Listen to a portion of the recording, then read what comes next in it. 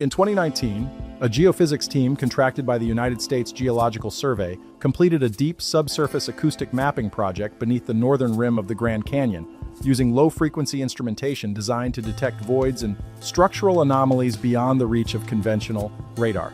The report was classified as restricted internal review before any results were made public. A summary released in 2021 noted the detection of, and this is a direct quote, acoustic signatures inconsistent with natural geological formation at depth. The full data set has not been published. The lead researcher declined all interview requests. That survey was looking at rock.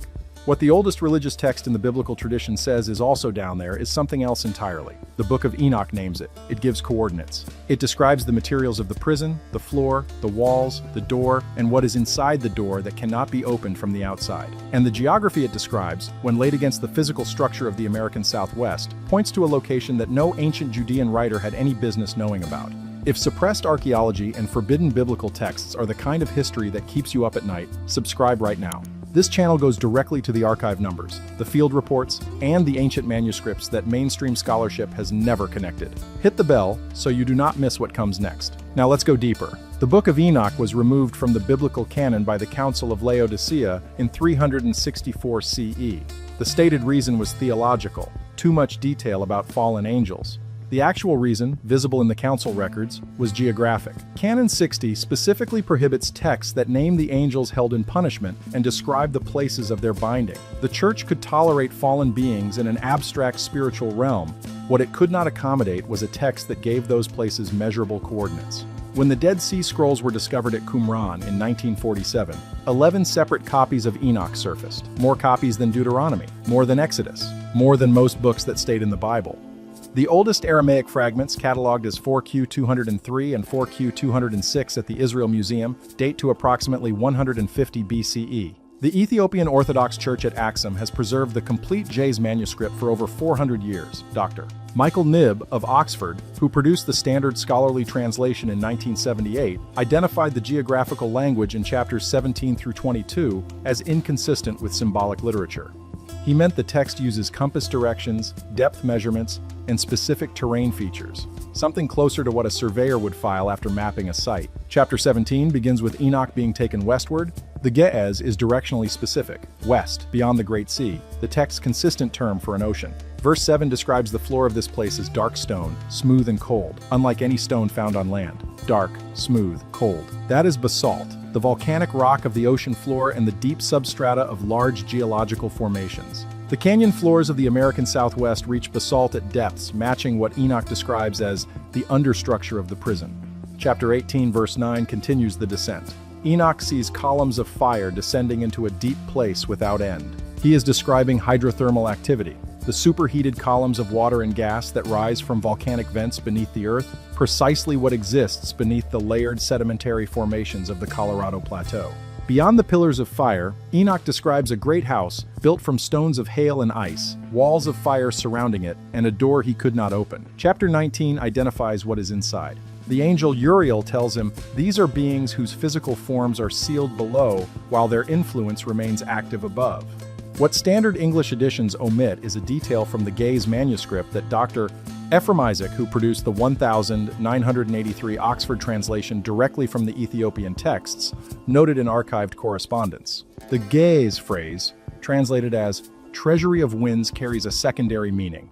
The reservoir of breath, the breath of living things stored and held. The full passage implies the place described contains something alive that is still breathing. That is not a metaphor. That is a statement about biology inside a sealed geological structure, sitting in the oldest manuscript tradition of the oldest text in the biblical canon, pointing west, pointing deep, pointing to a door that cannot be opened from the outside. The Grand Canyon is 277 miles long, up to 18 miles wide, and more than a mile deep at its lowest accessible point. It exposes 1.8 billion years of geological history in its stratified walls. Every geology textbook presents this as a record of slow sedimentary accumulation, followed by erosion from the Colorado River over 5 to 6 million years. What the textbooks do not discuss is what sits at the canyon's lowest visible layer, the Vishnu schist and the Zoroaster granite, among the oldest exposed rock in North America, dated to 1.75 billion years. The formations directly beneath them, accessible only through deep bore samples, transition into basalt at depths consistent with ancient volcanic substrata. The same material Enoch describes on the floor of the prison. In 1909, the Arizona Gazette published a report by explorer G.E. Kincaid, claiming the discovery of a sealed cave system in the eastern canyon wall containing corridors, storage chambers, and internal architecture inconsistent with any known indigenous construction style in the region. The report described artifacts of unknown origin and carvings on the interior walls.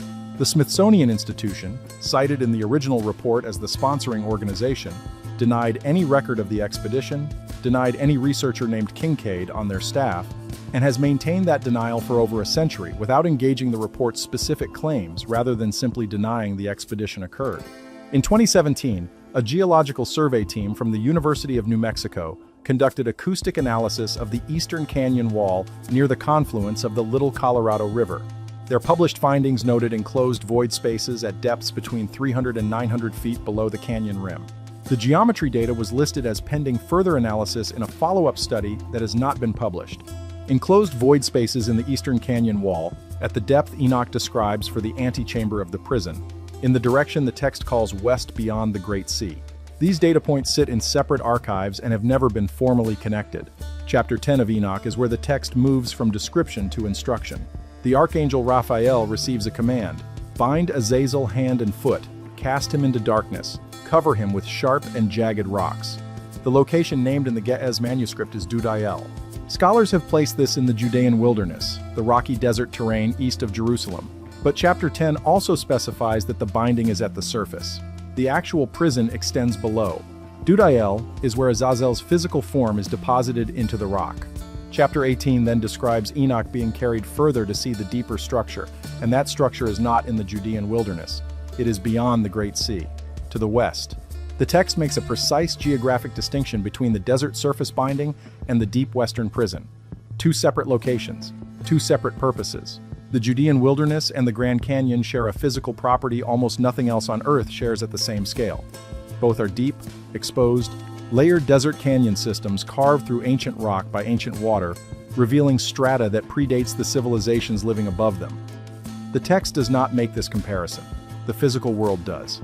Chapter 69 catalogues what each imprisoned being taught humanity. Shemiaza organized the rebellion of the Watchers who descended to Mount Hermon. Barakal taught astrology. Kokabeel taught the constellations. Sariel taught lunar cycles.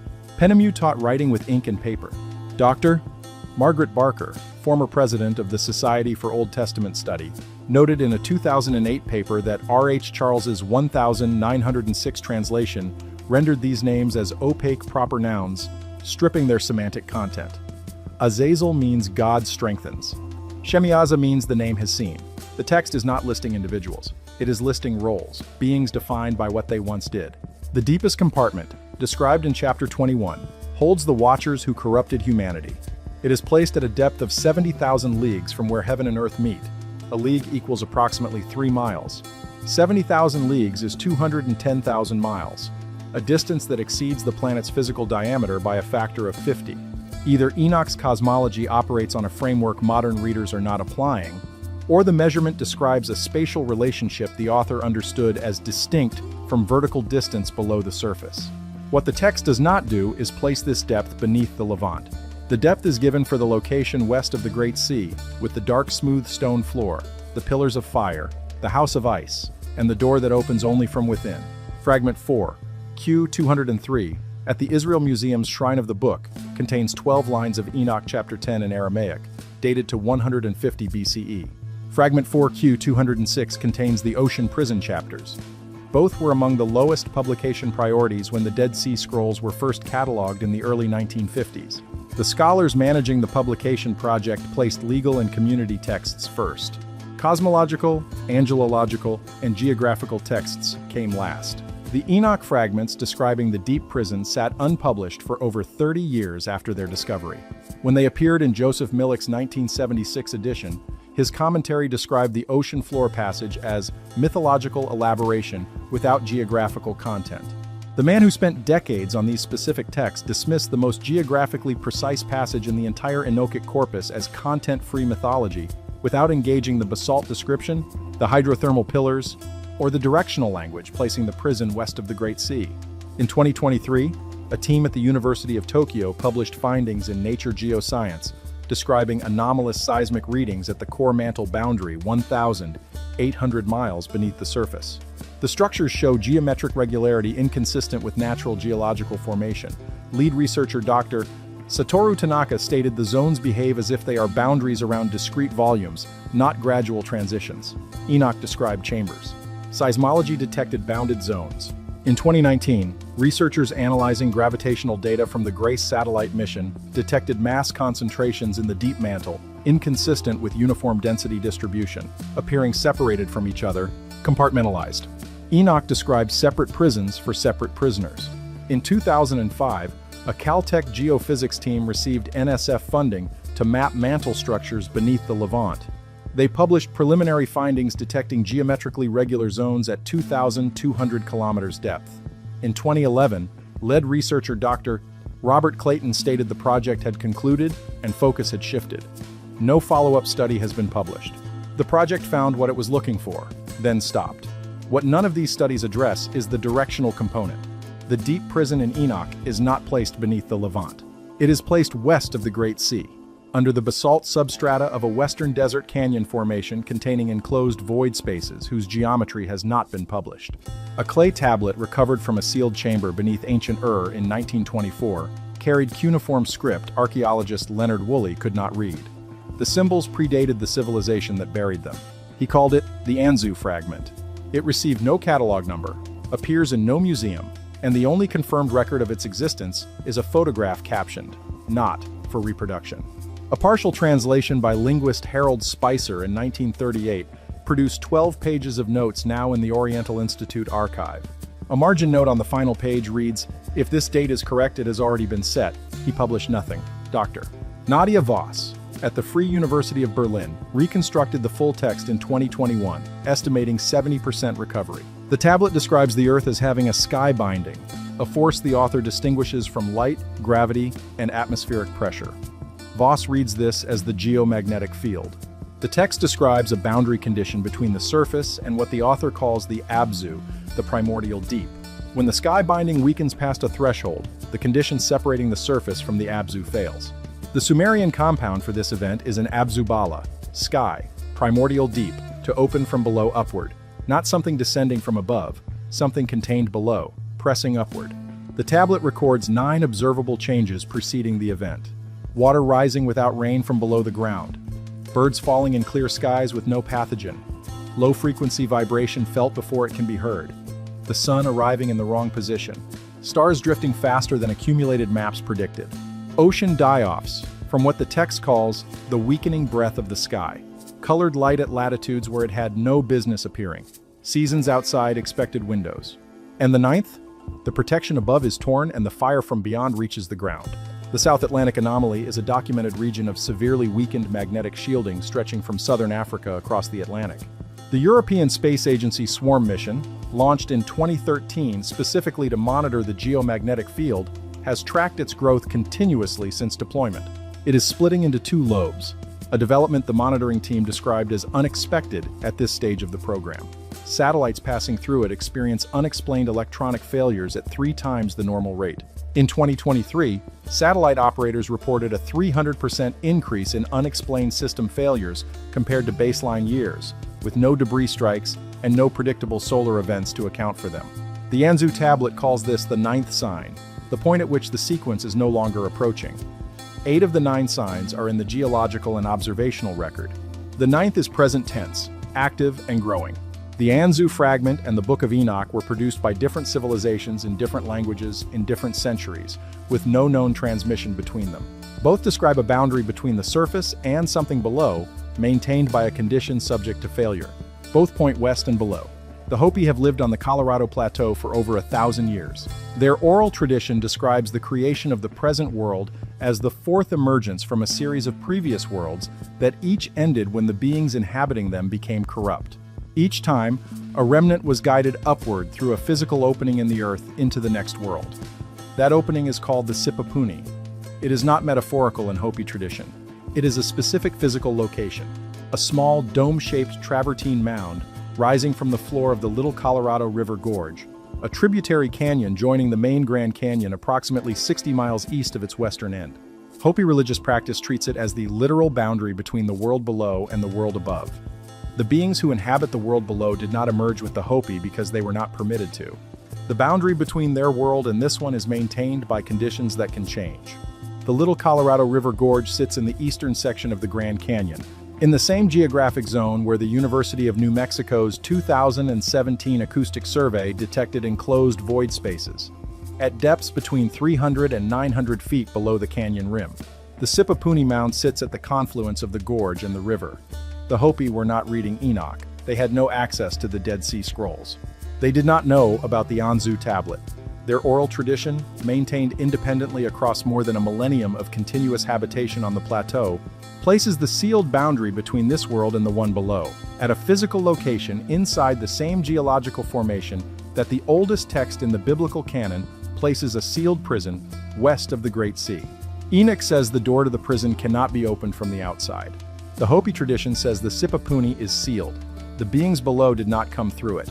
Two traditions, one geographic location, the same sealed boundary. In 1974, the Hopi Tribal Council formally restricted access to the Sipapuni site and surrounding canyon region on grounds of sacred significance. Academic researchers applying for geological or archaeological surveys within that zone have been denied by both the Tribal Council and the National Park Service. The void spaces detected in 2017 are at the edge of the restricted zone. Their geometry has not been published. The 2019 USGS Acoustic Mapping Project was not the first restricted survey of the Grand Canyon's subsurface. In 2003, a joint project involving the National Park Service and a private geophysical contractor produced ground-penetrating radar data across a section of the South Rim, described publicly as a routine assessment of subsurface stability for infrastructure planning. The full technical report was filed as an internal document. A researcher at Northern Arizona University submitted a Freedom of Information Act request in 2007. The response confirmed the document existed and denied access under resource protection exemptions designed to prevent the location of archaeological and cultural sites from being publicly mapped. An infrastructure survey was denied under archaeological exemptions. Those are not the same category of justification, which means the full report contains information the Park Service is treating as archaeologically sensitive rather than as structural geology data. In 2019, the Norwegian research vessel Crown Prince Haakon detected acoustic signatures in the South Atlantic at a depth of 4 miles that its instruments could not classify. The lead researcher filed a report describing the signals as inconsistent with known geological or biological sources. The full report was classified. A 2021 summary had the acoustic data section redacted. 2 requests under Norwegian Freedom of Information law have been declined. 2 separate restricted acoustic surveys in the same year, one beneath the Grand Canyon, one in the deep South Atlantic, both detecting signals inconsistent with known sources, both with data that has not been released. Enoch places the prison beneath the Western Desert Canyon and beneath the Western Ocean. The text describes 2 components of the same detention structure in 2 geographic locations. Jerome, compiling the Latin Vulgate around 400 CE, disputed not that angels fell, but that their prison had coordinates. Augustine argued the places of punishment exist outside creation. Enoch says within, inside creation, on a floor of dark, smooth volcanic stone, west of the Great Sea. 4 streams are now pointing at the same location. A 2,000-year-old text with specific directional and material coordinates. A native oral tradition preserved across a millennium of continuous habitation at the specific site. Restricted acoustic survey data from 2003 and 2019. And seismic research detecting geometrically regular bounded zones in the deep mantle inconsistent with natural geological formation. 3 ancient traditions, 3 separate civilizations. No known line of transmission connecting any of them. The Book of Enoch names beings imprisoned in specific measurable locations. One location is in the desert, covered in rock, at the surface. The other is below the Western Ocean and below the Western Desert Canyon, in a sealed structure on a floor of dark volcanic stone, surrounded by columns of superheated water, containing something the text describes using resurrection language. A reservoir of breath, the breath of living things stored and held. The Anzu tablet describes a boundary condition between the surface and the Abzu maintained by the geomagnetic field. When that field reaches a threshold minimum and a specific astronomical alignment completes, the boundary opens. The author records this as testimony, not prediction. The The author experienced it and sealed the record below the flood layer for whoever would be alive when the precessional cycle completed its next turn. The Hopi oral tradition places the physical boundary between this world and the world below at a specific travertine mound in the floor of the Little Colorado River Gorge, inside the eastern Grand Canyon, in the same zone where restricted surveys have detected enclosed void spaces whose geometry has not been published.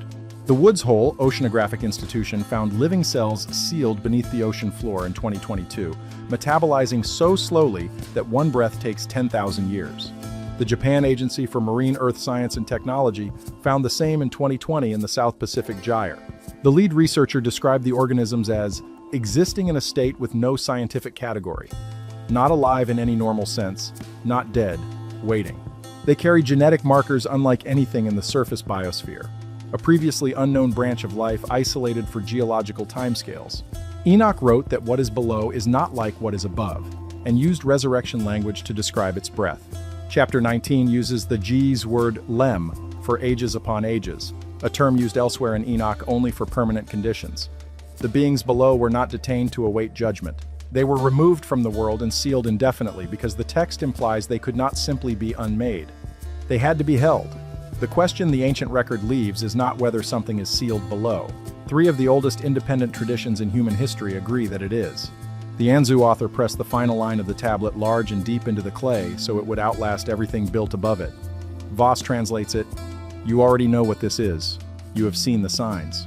The only question left is what you will do in the 3 days while the boundary is open.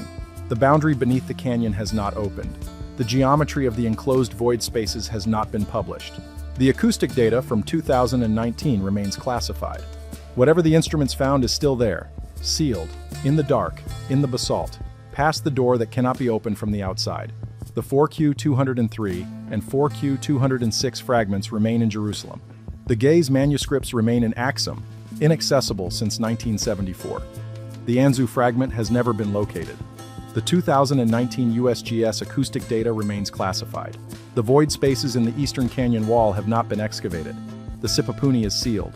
Beneath one of the most visited geological formations on Earth, in a zone that restricted surveys confirm contains features no published study has characterized, what is down there remains untouched. If this is the kind of history that pulls you in, subscribe and leave a comment telling me which source carries the most weight, Enoch, the Hopi tradition, or the Anzu tablet. I read every comment. And if you want to go deeper on what the Dead Sea Scrolls contain that no translation has addressed, that video is on screen right now.